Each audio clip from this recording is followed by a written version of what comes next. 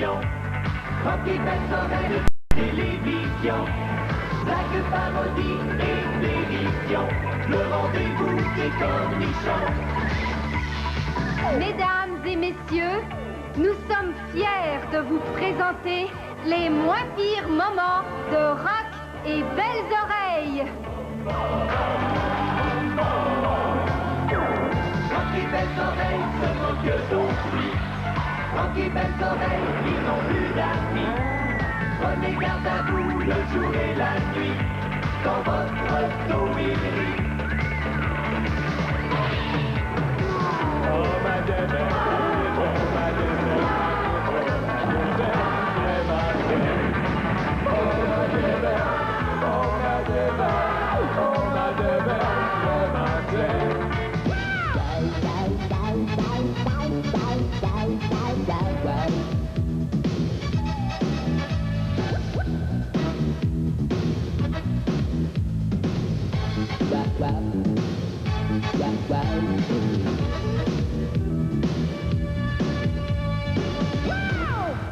Wow! Ici Denis Gagné et bienvenue à Wow! Alors cette semaine, Sylvain Claude Filion, Pierre Derek et Julie Schneider, nos 3 agents de changement social, ont plein de belles choses pour vous. Tout d'abord, une entrevue avec le batteur de Bon Jovi.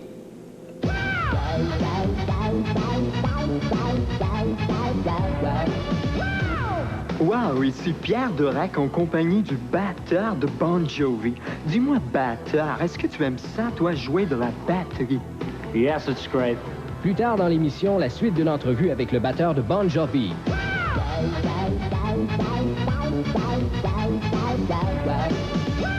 Vous voulez connaître la recette de Samantha Fox pour empêcher les boutons qu'elle a d'en face d'y descendre jusque d'un tonton? Lisez le Wow de ce mois-ci.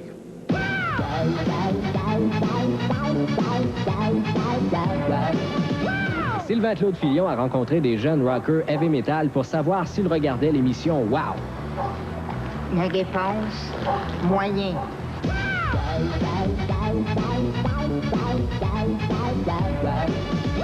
Voici la suite de l'entrevue avec le batteur de Bon Jovi. Et dis-moi, batteur, Montréal est-elle ta ville préférée pour jouer de la batterie?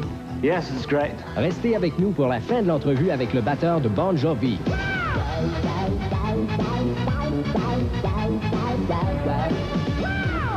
Julie Snyder s'est fait arracher toutes les dents pour voir si les gars l'aimaient pour son intelligence. Ton verdict, Julie? Ça n'a rien changé, hein? Je pogne encore juste quand je me ferme la gueule.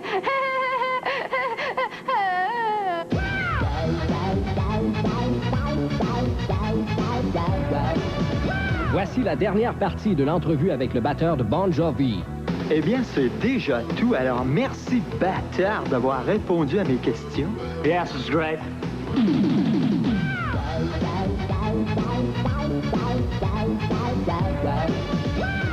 Wow! Et nous, on vous laisse avec le vidéo d'une jeune chanteuse québécoise qui sera très excitante quand elle sera pubère, Mitsou.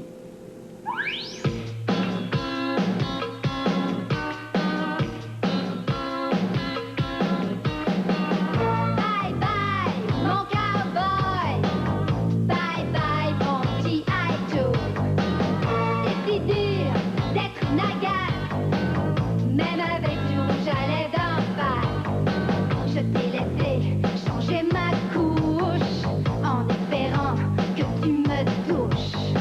Mais chaque fois, tu te défiles avec mon tube de Clairactyl. Je voudrais tant que tu m'appelles. J'ai assez hâte d'avoir du poil. Hey, hey, bye bye, mon cowboy. Bye bye, mon G.I. Joe. C'est si dur d'être une agate, même avec du rouge à lèvres d'en face. Bye bye, ta ta ta la la la la. Bye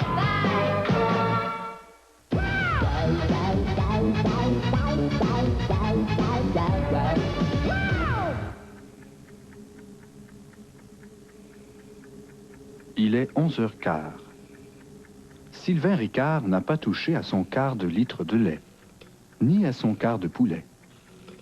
Non, Sylvain n'a plus faim, car il n'a pas gagné $250 000 en grattant ses sachets Super Loto. Super Loto. votre dernière chance de devenir quart de millionnaire. Bonjour la police! Bonjour la police! Bonjour la police! Alors, cette semaine à Bonjour la police, c'est la chronique interrogatoire. Alors, on va en profiter pour interroger. Et deux splendides spécimens de la force constabulaire, j'ai nommé le magnifique Rex et le non moins somptueux Sergent Bigras. S'il vous plaît, il y a des dames à la maison. Bonjour la police. Bonjour la police. Coudon, Rex, t'as bien changé. Rex est malade, je le remplace. Wouf, wouf, wouf. C'est Rex. Et dites-moi, Sergent, d'où c'est ça vient, ça, interroger? Eh bien, disons que ça vient du grec inter, qui signifie loterie, et ragos, qui signifie roger. Oh, mon Dieu, vous êtes du genre intellectuel. Le genre. Le genre, oui. Et pourquoi le policier procède-t-il à un interrogatoire? Eh bien, que ce soit pour poser des questions, demander des renseignements ou exiger une information, Oui. c'est cela. Bon, très bien. Et alors là, on va faire un exercice d'imagination. Alors, vous allez imaginer que je suis un individu suspecté d'être commis dans un délit. C'est difficile, mais que voulez-vous? Alors, vous m'amenez au poste et là, qu'est-ce que vous faites me faire avouer mon méchant coup? Bon, ça, c'est une opération qui se déroule en 2 points, le gauche puis le droit. C'est quoi le meilleur point lors d'un interrogatoire? Le point d'interrogation. C'est cela. Mais ça c'est des vieilles méthodes, ça. Maintenant, vous avez des nouvelles techniques. Oui, il y a une nouvelle technique qui s'appelle le Motten Jeff. Ça demande l'assistance d'une autre police, mettons Rex. Le Motten-Rex. Motten-Rex. Et c'est quoi ça? En quoi ça consiste, le Motten-Rex? Ben, c'est simple, il y a 2 polices, fait que ça fait 2 fois plus fort.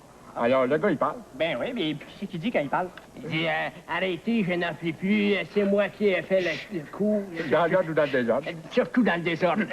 C'est cela. Mais vous avez aussi des nouveaux affaires très mon Dieu. Tiqué, hein? Mon Dieu, ça fait ça. Sophistiqué. Alors, je parle bien sûr du détecteur de menterie et du sérum de la vérité. Alors, on a ça devant nous. Alors, on va faire un test là, du détecteur de menterie. Alors, attention. 1, 2, 1, 2.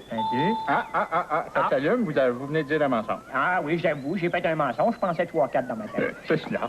C'est quoi la différence entre le détecteur de menterie et le sérum de la vérité? Eh bien, disons qu'il y en a un qui est nettement plus sucré. Maudit qui me fait rire.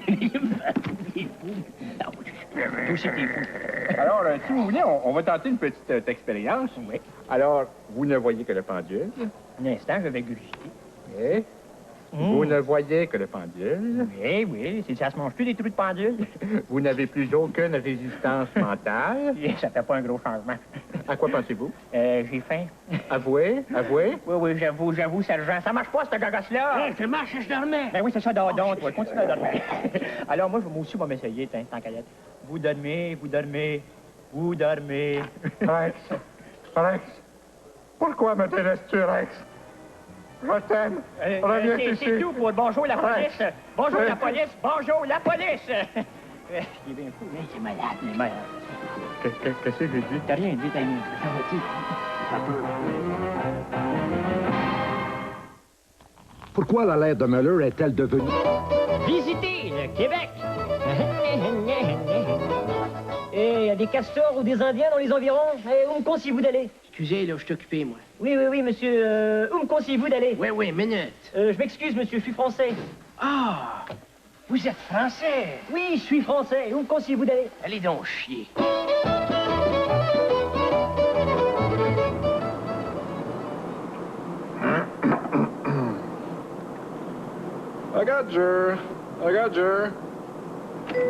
Engagé. Alors oui, bonjour à bord de ce vol Paris-Montréal de la compagnie Agationnaire. Ici votre pilote, Rosario McGrath. Tout d'abord, au nom de la compagnie, je voudrais excuser le retard de 3 heures dû à quelques avaries sans importance. Tellement de sans importance qu'on a jugé bon de ne pas les réparer finalement. Alors, je voudrais dire aux gens qui ont été dans la France que j'espère que leur séjour a été instruisant. Procédez vers l'arrière, là. OK? S'il vous plaît, procédez vers l'arrière. En arrière. Alors, nous volerons aujourd'hui à bord d'un DC-9 1953 boosté, de sur lequel on a mis du poté sur les spots de rouille. Si par hasard nous rencontrons des turbulences, je les saluerai de votre part. C'est une petite blague de mon cru qui marche toujours. Des écouteurs? Vous voulez-tu des écouteurs? Non merci, mais je prendrais bien une paire d'écouteurs, s'il vous plaît. Ah, c'est exactement cela. Alors, je vous signale que pour la dernière fois, vous voyez à votre gauche l'Arche de Triomphe et le Musée du Loutre, alors que de l'autre bord se retrouve le Centre Georges Pompadour ainsi que la butte Montmartre. Je vous avise également que le Canadien mène présentement 3-2 sur les Whalers.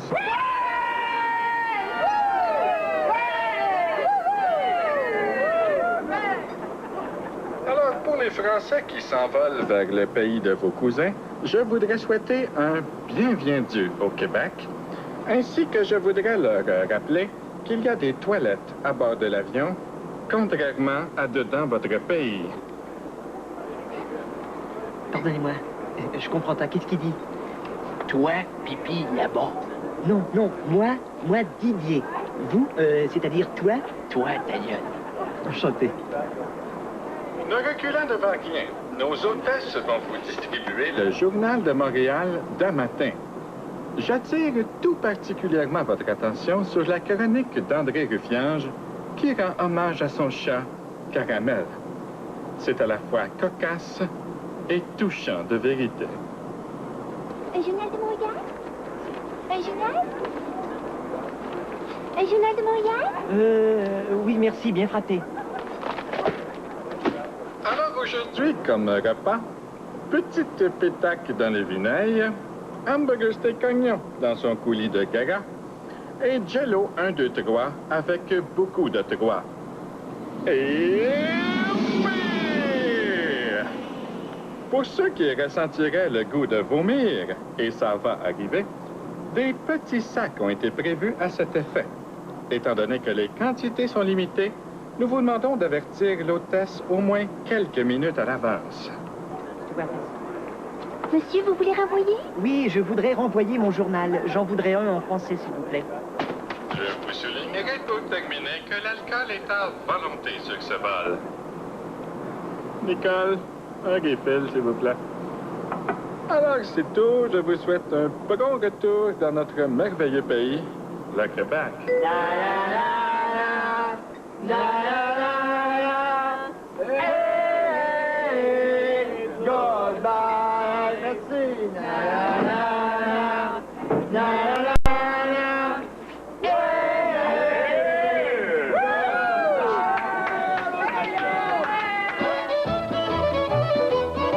Visitez le Québec. Françoise, je suis vachement heureux de te revoir. Allez, on se fait la bise. Mais à qui ai-je l'honneur? Mais voyons, tu te souviens pas? À Paris, il y a 2 ans, on avait baisé comme des bêtes. Là, tu m'avais laissé ton adresse au cas où je passerais par Montréal. Eh bien, hop, me voilà, je débarque. Heureuse. C'est qui, lui? C'est Pierre, mon mari. Pierre, mais bien sûr, à Lyon, il y a 5 ans, on avait baisé comme des bêtes toutes les nuits, tu te rappelles? Mon frère, brother forever.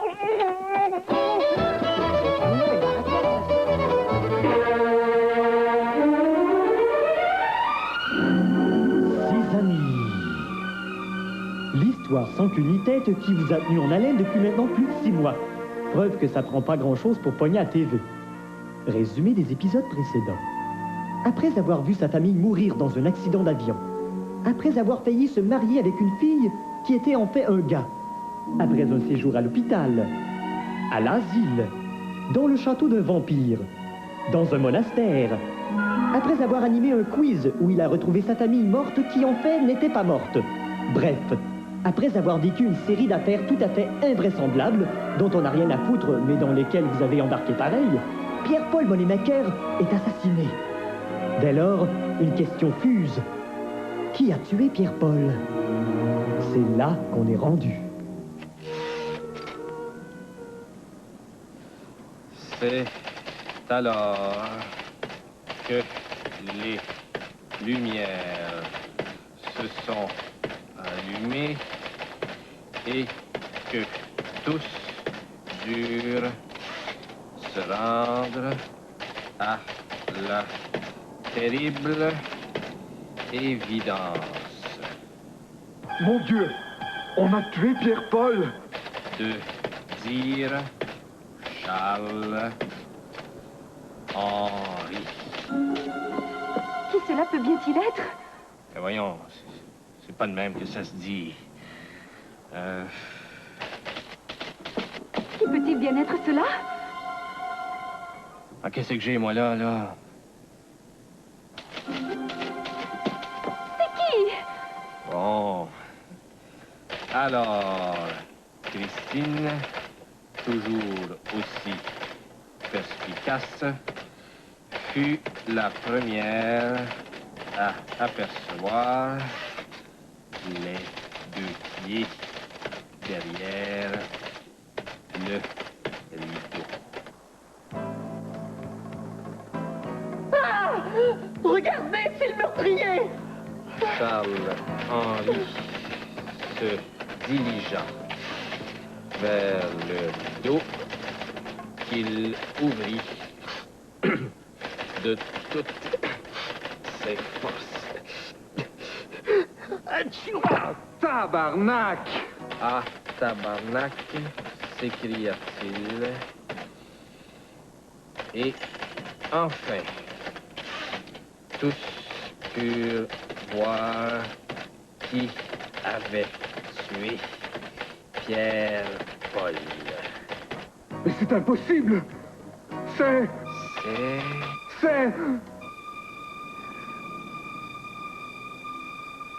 Ah oui.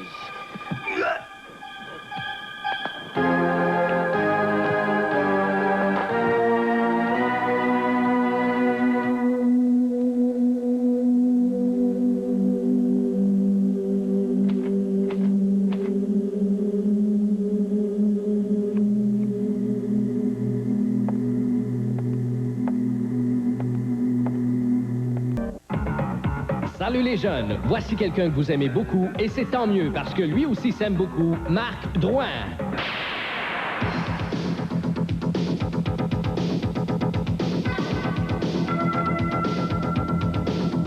J'ai grandi, livre de patates, avec mes jeux, dans mon plat. Je me trouve beau, coup supérieur à la moyenne, au bâton. Regardez-moi, regardez-moi.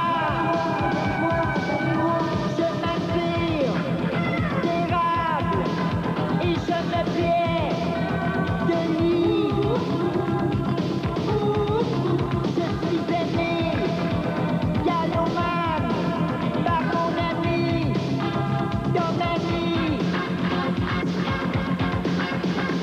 Admirez-moi,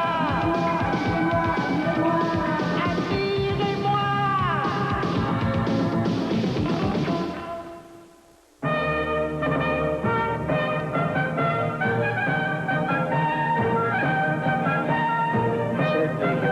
Terms of the motion, is there agreement? La session est ouverte. La parole est au député de Longue-Pointe-Chrysler. Merci, Monsieur le Président. Ma question s'adresse au ministre des Pêcheries. Oui, toi, oui. Pouvez-vous expliquer à la Chambre où vous avez trouvé des subsides pour faire construire un lac artificiel de 38 hectares en face de votre bungalow? Mr. Speaker. Monsieur le Président, je répondrai à mon distingué collègue, que j'ai d'ailleurs aperçu hier soir à la sortie d'un club de Go-Go Boy, que je rembourse scrupuleusement cet emprunt de 19 millions à coût de 457 $ par mois. Le député de Sainte-Marie-Go-To School. Monsieur le Président, je demanderai à la ministre de l'Industrie du fromage en grains comment elle explique le fait que sa mère, sa sœur, son frère, ses neveux et nièces, ainsi que son jeune amant immigré illégalement, travaillent avec elle au ministère et la raison pour laquelle elle leur consent un salaire annuel de 75 000 $ chacun. Listen, I'll be honest. Écoutez, je répondrai honnêtement. On va se faire planter aux prochaines élections, alors aussi bien faire le moton avant de partir. T'es rien qu'une hostie de voleuse. Va chier, mon gros Chris. À l'ordre, s'il vous plaît, je cède la parole au chef du NPD. Monsieur le ministre de Chômage social, je veux savoir pourquoi les gens coupent les banques pour faire le champ de Constitution pris le tour de la banque. Je vous hâte de faire de l'échange pour truster la chose de la place. La parole est maintenant au député de Saint-Joachim-de-la-Pérade. Merci, votre seigneurie. Alors, je prends sur moi le fait de demander au premier ministre le pourquoi qu'il a pris l'argent qui devait servir à rapailler le village de Saint-Joachim-de-la-Pérade, dont je suis le distingué maire, et qui a été complètement ravagé par la tornade. Pourquoi qu'il a-t-il pris cet argent afin de rénover sa maison mobile de Fontaine-en-Dedane avec les argents des contribuables?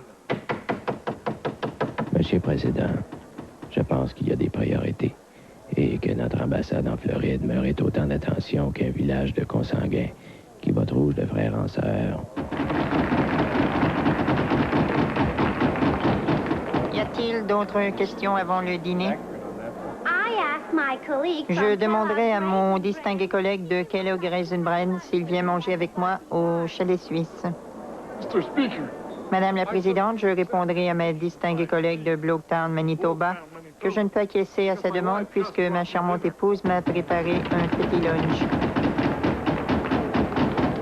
La session est levée. Boum, boum, boum.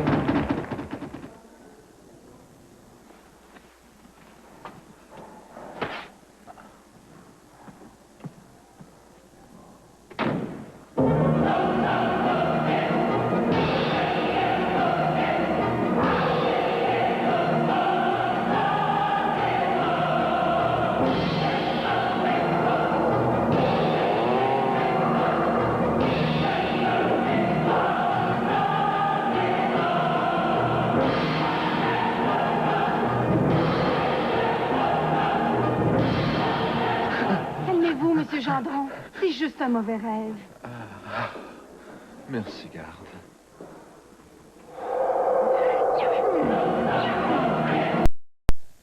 Du Québec.